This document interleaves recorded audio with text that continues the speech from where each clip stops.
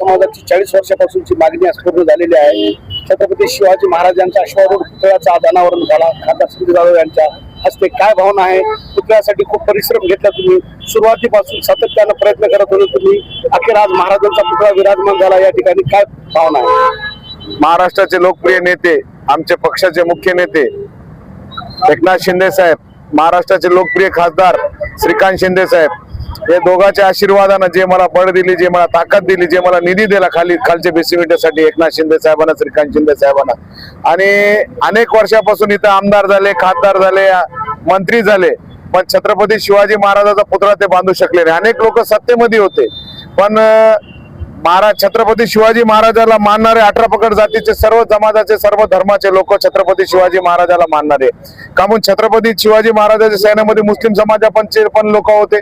सर्व 18 पगड जातीला न्याय द्यायचं, स्वराज्य निर्माण करायचं काम कोणी देशामध्ये केलं असेल तर छत्रपती शिवाजी महाराजांना केला। आणि पाथरी विधानसभाचे सर्व शिवप्रेमाची भावना होती की छत्रपती शिवाजी महाराजांचा पुतळा सेलू कॉर्नरला बसायला पाहिजे, आणि मी लोकांना शब्द दिला होता की छत्रपती शिवाजी महाराजांचा पुतळा मी सेलू कॉर्नरला बसविणारच आहे। आज एकनाथ शिंदे साहेबांच्या आशीर्वादानं, श्रीकांत शिंदे साहेबांच्या आशीर्वादानं सेलू कॉर्नरवर छत्रपती शिवाजी महाराजांचा पुतळा बसलेला आहे। आणि मी असं सांगितलं होता की मी आमदार झालो तर मी आमदारकीची शपथ नंतर घेईन, पहिले छत्रपती शिवाजी महाराजांचा पुतळा सेलू कॉर्नरला बसवीन, त्याच्यानंतर माझी पुढची वाटचाल छत्रपती शिवाजी महाराजांचा आशीर्वाद घेऊन छत्रपती शिवाजी महाराजांचा आशीर्वाद घेऊन माझे विधान परिषदची पुढची वाटचाल मी आज चालू ठेवलेली आहे। आणि आज शपथ घ्यायला मी मुंबईला जाणार आहे। छत्रपती शिवाजी महाराजांचा आशीर्वाद घेऊन मी शपथ घ्यायला मुंबईला आज जाणार आहे। माझी मनापासूनची इच्छा पूर्ण झालेली आहे। लोकांनी अडथळे आणले एकूणच या पुतळा उभारणीमध्ये, नेमकं कोण अडथळे आणले आणि काय कशा स्वरूपाचे अडथळे होते ते? आता मंत्रालयाची परमिशन आम्हाला भेटलेली 6 महिने झाले, पण आम्हाला कलेक्टर परमिशन देत नाही, SP परमिशन देत नाही। आज मंत्रालयाचं पत्र मी तुम्हाला आता देऊ शकतो, माझ्या व्हॉट्सअपवर आहे। मंत्रालयाची परमिशन येऊन 6 महिने झाले, आमचे मिटिंगा झाले, आमचे इथले आमचे सन्माननीय नगराध्यक्ष, आमचे बंधू, सन्माननीय आमचे सगळे नगरसेवक, जिल्हा परिषद सदस्य, आमचे कार्यकर्ते, विधानसभा प्रमुख, आमचे बालू कुराडे साहेब असू द्या, आमचे शैलेश कत्रवार साहेब असू द्या, आमचे सगळे शिवप्रेमी जितके इथले तालुक्याचे मतदारसंघाचे सगळे लोक होते, त्यांनी खूप परिश्रम केला की परमिशनसाठी। पण आता काय राजकीय लोकांना त्यांचे बळ वापरून ते परमिशन रोखून ठेवली होती।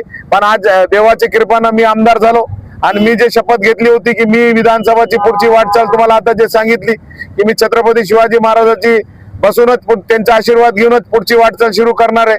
आता एकनाथ शिंदे साहेबांना, श्रीकांत शिंदे साहेबांच्या आशीर्वादाने मी आमदार झालेलो आहे। आमदार होऊन मी चांगले कार्य गोरगरिबासाठी न्याय देण्यासाठी एकनाथ शिंदे साहेबांच्या आशीर्वादाखाली आपण काम करू, आणि सन्माननीय आमचे नेते परभणी जिल्ह्याचे खासदार बंडू जाधव साहेब त्यांच्या मार्गदर्शनाखाली काम करू, आणि परभणी जिल्ह्यात लोकांना चांगले दिवस येण्यासाठी आम्ही काम करू।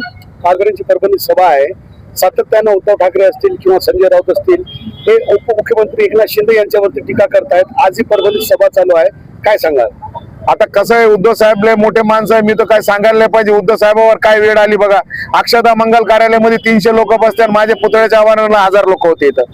मी एक एकनाथ शिंदेचा शिलेदार छोटा माणूस, आज उद्धव साहेबांवर अशी अवस्था इथले पुढाऱ्यांना आणलेली आहे की 300-300 लोकांमध्ये बसलेल्या हॉलमध्ये सभा घ्यायची वेळ आलेली आहे। एकनाथ शिंदे साहेब असा नेतृत्व आहे, त्याला बघायला 25,000 लोक येते। एकनाथ शिंदे साहेबांची अशी परिस्थिती महाराष्ट्रामध्ये झालेली आहे, एकनाथ शिंदे साहेब कुठून गेले तर रस्त्यावर हजारो लोक उभा राहते। का म्हणून एकनाथ शिंदे साहेबांना त्यांच्या 2.5 वर्षाच्या काळामध्ये मुख्यमंत्री सहायता निधीच्या माध्यमातून 450 कोटी रुपये दिले, 80,000 लोकांचा जीव वाचवायचं काम एकनाथ शिंदे साहेबांना केलं।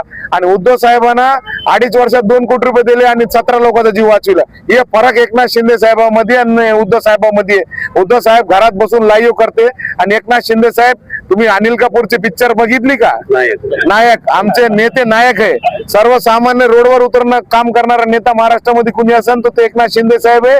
आणि 2029ला आम्हाला 100% खात्री आहे, लोक त्यांना डोक्यावर घेऊन महाराष्ट्राचा मुख्यमंत्री करतील। संजय राऊत सतत टीका करतायत शिंदेवर। काय हो, संजय राऊतचं काम झालेलं आहे, त्याला कामच काय राहिलेलं नाहीये। संजय राऊत साहेब काय, त्यांना दुसरं काय काम आहे त्यांच्याकडे? आता ते जितका बोलणार तितका आमच्याकडे लोक येणार।